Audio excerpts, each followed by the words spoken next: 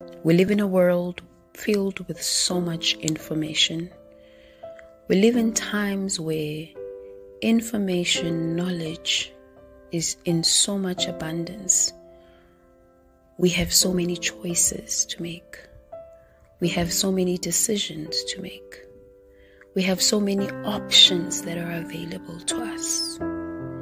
And sometimes this abundance and overflow of knowledge, of options, of choices has given rise to some form of anxiety. It has given rise to some form of feeling the pressure and the demand to be a certain type of person. It has given rise to what some of us could purely understand as mental illness. It has given rise or compromised our mental health. We have learned to live with so many voices, with so much information, so much knowledge, that we never really know what it is that we need to focus on. We've created a world where we struggle to silence the voices that no longer serve us. We struggle to reject the information that doesn't serve us. I have written a book called Mental Wealth. It is through my reflection that by design we are created as human beings with resources that enable us to silence, to shut down, and to change the things that no longer serve us. Mental wealth is realizing that we've got attributes in us created by God, the Creator, so that we are able to live in a world filled with so many things, but be able to make the choices that will be productive, progressive, and enable us to become people who dominate, subdue, and become successors. This is Dr. Sam, your host for the Mental Wealth Show, broadcasting live from South Africa in Africa. I'm coming to you live on our TV network. You can watch and listen to us on Amazon Fire TV, Android TV, Apple TV, Roku, and Tempo. You could also listen to our WSTX Bloomberg Radio on www.rtv.network. And you can also download our app on Apple and Google Android Play stores. Well, ladies and gentlemen, welcome everyone, and thank you so much for joining us this Wellness Wednesday. I'm coming to you live from South Africa, and this is our very first show of the Mental Wealth Show. Our promise to you on this show really is to be very informative and transformative so that you can live a mentally wealthy life, creating a legacy for generations to come. So today is a very special day where we're having conversations about a very powerful topic that is able to even bring us together. It's the power of globalization. It's creating a synergy between your work and life. We've all heard so many times speaking about globalization. In Africa, we speak so much about it because there's so much hope and possibilities that could be achieved in the global world when we come together. We all know that we live in a fast-paced world. Our environment, economically, financially, mentally, and even health-wise, is constantly changing. And this global world brings us to this one question for us to dissect. What is globalization? And as I was preparing for today's show, I really dug deep and did a lot of research and see what other continents or scholars say about globalization. And this is how I put it down in a nutshell. It's the result of human innovation. It's a technological progression. So when it comes to globalization, it's really a way of human nature or human beings trying to make life better, trying to contribute to our own well-being so that it speaks and escalates to our longevity. Everyone wants to live long. Everyone wants to have a good life. Everyone wants to be healthy while they enjoy the wealth they created. So some scholars go on to say it refers to the integration of different economies. So it's when the continent, for example, like Africa or Australia or Asia come together to trade so that in the economies there's better financial reward for its people. There's better financial reward for even the labor that they have. There's knowledge that's shared across the international borders. So globalization, in essence, makes it easier and quicker to complete international transactions, both in trade, both in financial flow. It also somehow improves the healthcare systems of different continents. It also increases the medical supply that could be transported across one globe to the other side of the world. Now, the power of globalization is in the very fact that it opens up markets. As I sit here in the comfort of my home in South Africa, there's so much of markets that have been opened through the power of globalization, which is made possible through the internet, which is made possible even through the phones, the computers that we use each and every day of our lives. So globalization really speaks to the knowledge, to the education of people. It speaks to learning together and drawing and finding new solutions for the problems that once affected just a minute or a minority type of people. So overall, the power of globalization is seen really in how we connect with one another, how we share resources, how we create better products, and how we improve the services that we provide for the business people, for our clients, for healthcare funders, or even patients in hospital settings. With the change that comes, I must say, there's a great demand and pressure in the globalized world. When we live in a global world, it means that the competitiveness is really at a high demand. And it speaks really to then the livelihood of people's lives. It speaks to their health. It speaks to how long do people live in a certain continent. And once we start having such conversations through global platforms, we'll start learning how to change the status quo in different continents. So when it comes to globalization, I like to look at it this way, that globalization in itself also affects the number of hours someone might work. So when you look at people that work at 9 to 5, then you look at those that are self-employed, then you look at the CEOs and the executives, you realize that these people work different hours. And the more of the CEOs and executives and small business people, you realize that these people work with people from across the continent, which speaks to how then they'll do business, how they will integrate and look at how they transcend through the business arena. As I'm in South Africa right now, it's almost 7 p.m., yet in Australia, it's at the peak of the Thursday morning at 4 a.m. I'd like us to dig deep when we come back from the break, and we're looking at how then does the global world change our life, change our work, and how we can create synergy in these areas. This is Dr. Sam for the Mental Wealth Show on our TV network. Chat to you now when we come back from the break.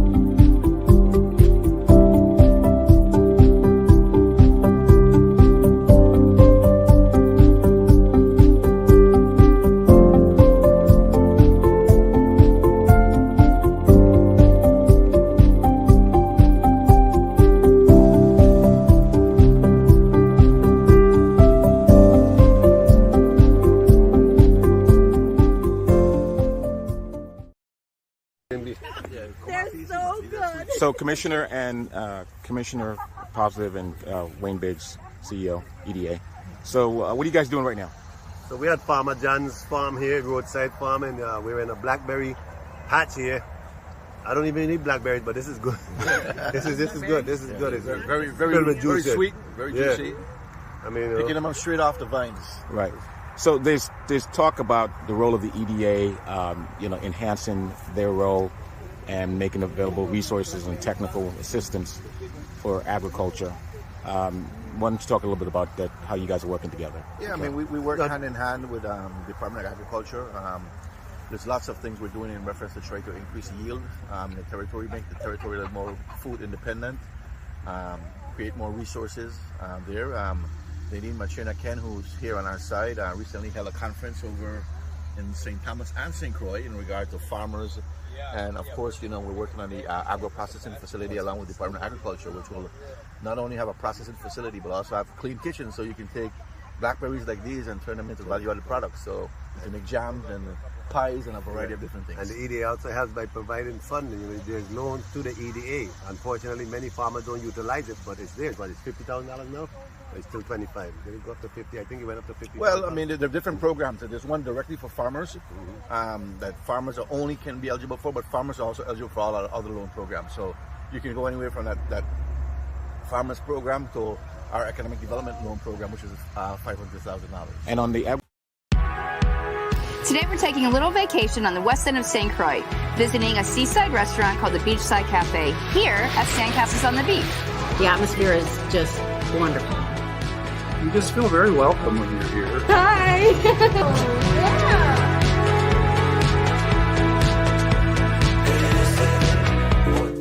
I'd like to introduce Chris and Ted, who are the owners of Beachside Cafe and also Sandcastles on the Beach.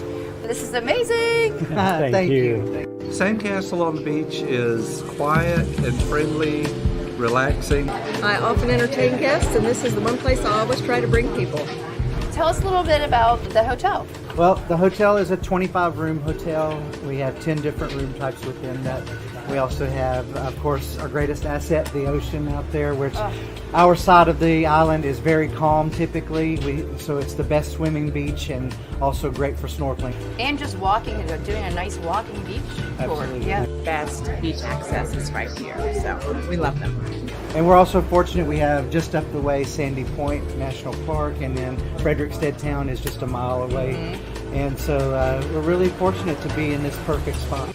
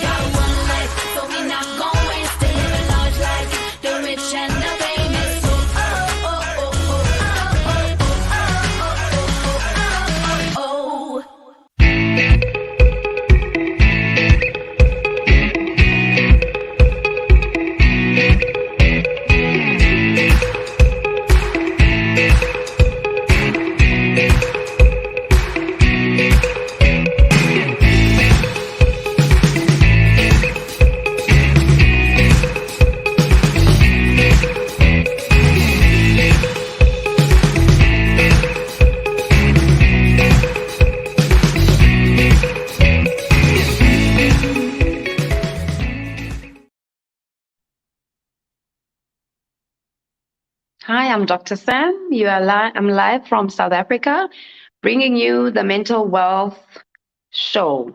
Welcome back, and you can always catch us on our TV network on Amazon Fire, Android TV, Apple TV, TV, and Roku and Tempo.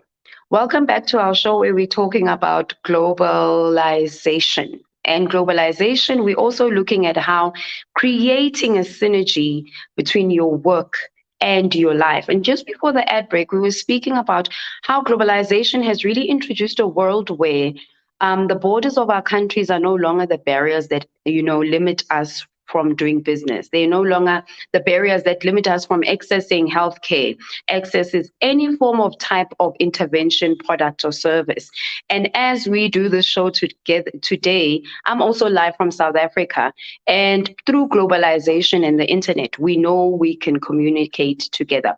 So we were looking at how we create a structure and a work-life balance when we're living in a globalized world. This brings us to where we fully need to understand that each and every environment is unique. It comes with unique people, different skills, and whatever it is that exists in that environment, we need to see and problem solve and create a way or a pattern that will work solely for those people. Before the break, we were speaking about how the work times or the time spent at work changes with the type of people you do business with. If you're in South Africa, for example, and you're doing business with people from Australia, it changes the whole paradigm over how you do your business or how you show up at work. So globalization influences just even how we structure our days, even how we need to navigate our own support and family life. So one of the key things that popped up as we were looking at globalization and searching, and I did a couple of interviews with our South African people who really do business in Australia or the UK, one of the things that really came out is that they need to adjust and create a personalized structure to ensure that in this global world they are thriving. And some of the things that they really shared about was the work hours. If you know that in a different country that you're working with, work starts at a different time than your time zone, you need to adjust your life and pattern. But sometimes I see that from women who we interviewed, they really shared about how it's difficult when you're a mother and your wife navigating the corporate or the business or even in government organization. And the world that we live in doesn't necessarily provide such changes and such mediations to exist. And all of this also speaks to the global policies and policies that we create in our own countries. What then does our global policies that inform work, inform healthcare, inform the way we do life should look like? From the globalized world, it means that the information that we now are gathering should inform how we then do business. We all have experienced a pandemic where we were all forced to change the way we do business, the way we do life, the way we even run our own businesses and do business as governmental organization. So it means that change can be done and we can adapt if we are pushed to.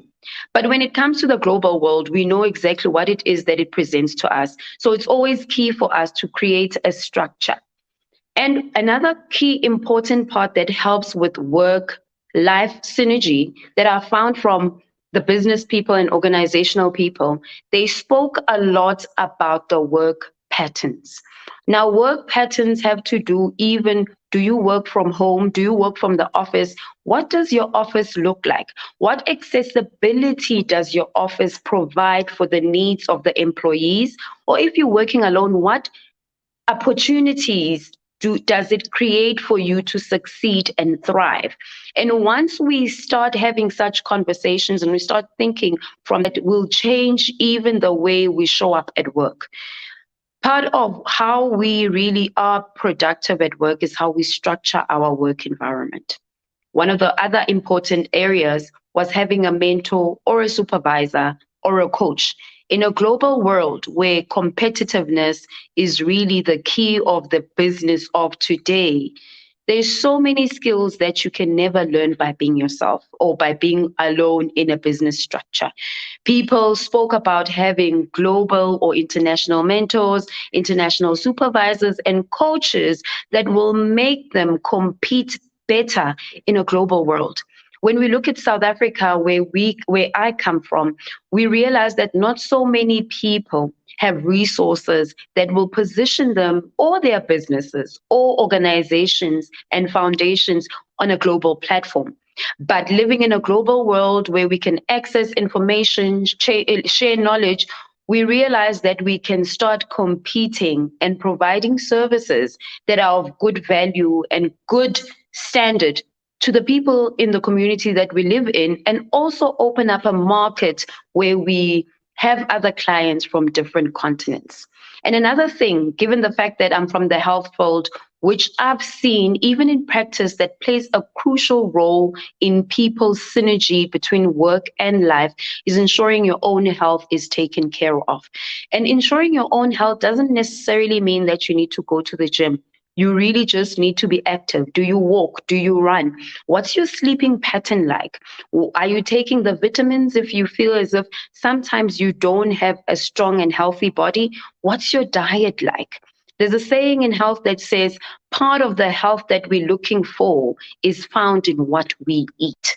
So when we're looking in a global world, what are the advantages of knowing what exists out there that is nutritious and healthy for us? How can we navigate the world with that knowledge so that we live mentally wealthy, physically wealthy, and contribute positively to our well-being? And another important part that I've seen clinically that has really played a role in people's health and well-being, or whether they thrive or they really struggle in life, is having a support structure. What's your support structure like? What's your family or friends or connectedness, or a group of people that you call your tribe of network people to help you thrive at work, to help you manage your life even at home and socially?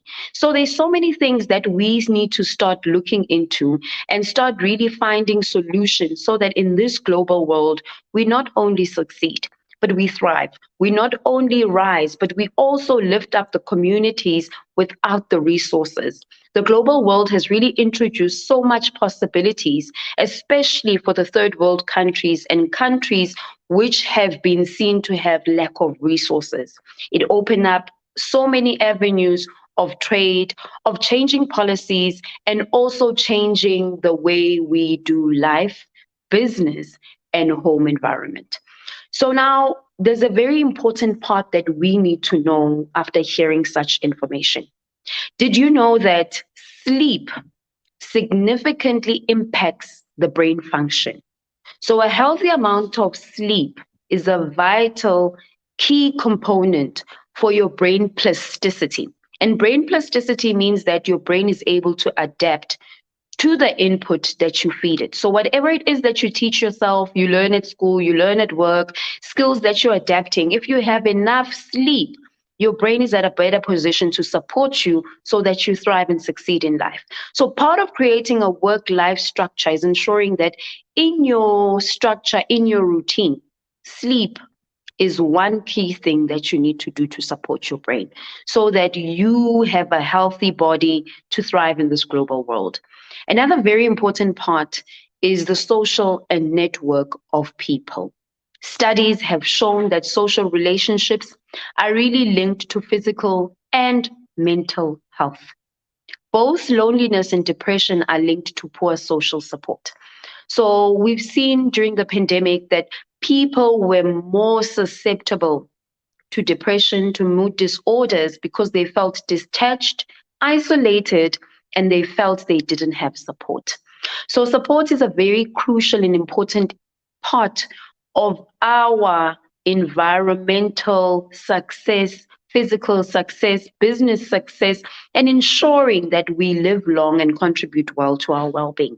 So having a social support or support structure can also be something that's within your work. We spoke so much about having a mentor and having a supervisor, having a coach. That is part of your network of people to support you. And we have seen that when you don't have support function, it also alters the way your brain functions. Studies have revealed that, and once the brain changes its function, people are more susceptible to different types of illnesses and conditions such as heart problems, alcohol misuse and abuse, depression, and suicide. So in a world which is constantly changing, we know that we too need to change the way we live. We too need to change the way we do things so that we are not only people who barely make it, or we're raising a generation or a people or community of people who are ill.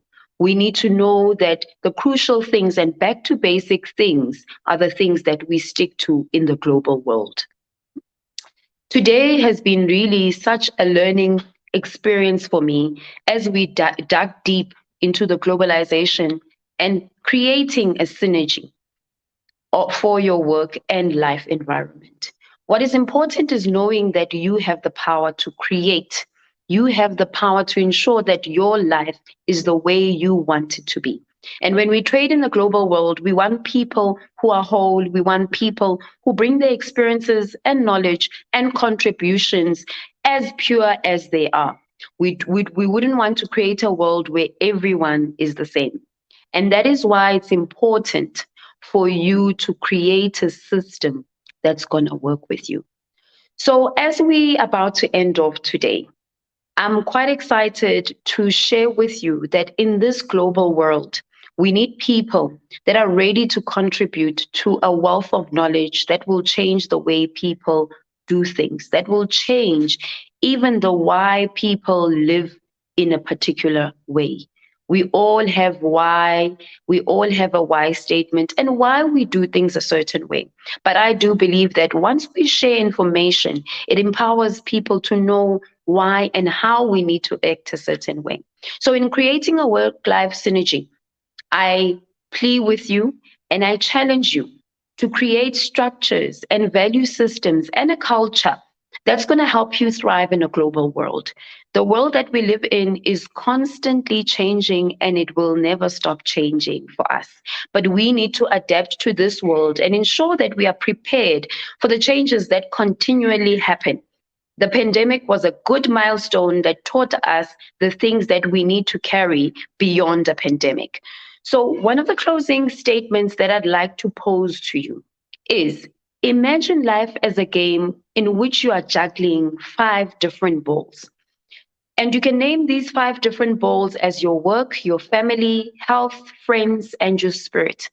You keep juggling all these in the air, and you soon understand that work is a rubber ball, which means that it can always bounce back. You can always recreate. You can always make it the way you envision it to be. But the other balls, which is your health, your family, your friends, your spirit, are very sacred and fragile balls, which could be made up of glass or anything which is fragile. And once you drop these, it is really quite difficult to reinvent them, to make them whole again.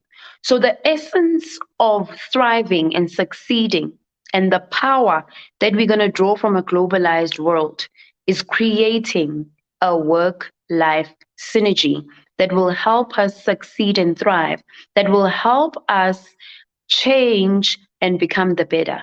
We all want global trade. We all want financial success, and it could be achieved when we work together globally. Thank you so much for being with me on this show. It's Dr. Sam for the Mental Wealth Show on RTV Network. Catch us bi-weekly in the month of November, and you can always watch us on our TV network on Amazon Fire TV, Android TV, Apple TV, Roku, and Tempo. You could also listen to our WSTX Bloomberg Radio on www.outv.network and also download our app on Apple and Google Android Play Store. Thank you so much for joining us today, encouraging you to live a mentally wealthy life. See you next time. Bye-bye.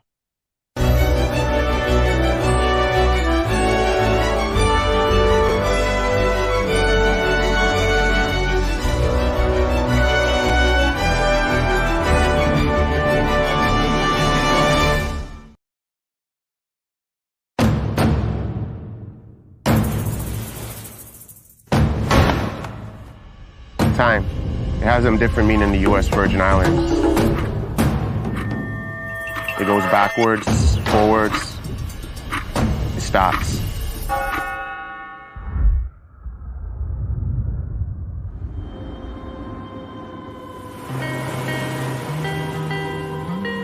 St. Croix is rooted in history.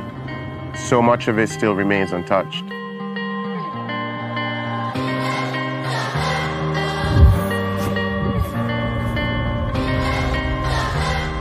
I remember running on these streets as a kid. This shop was right down there. It opened the same year I was born. This is where the original Cruzan hook was born.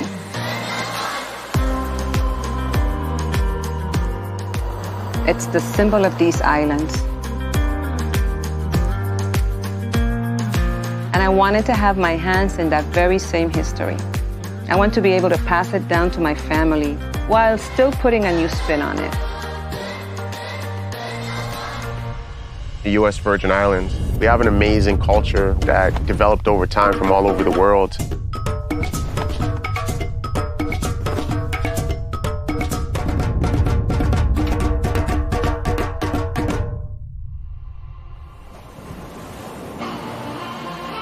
St. John feels so untouched. Being underwater is like another world. There's no worries, there's no stress. I can just escape. This is my happy place. My passion for scuba diving came at just being fascinated with the water and wanting to be a mermaid. And this is the closest thing I can get to achieving mermaid status. Canadians just love being outdoorsy. We live for adventure, so we love anything hiking, being on the water, diving, snorkeling, and St. John has it all.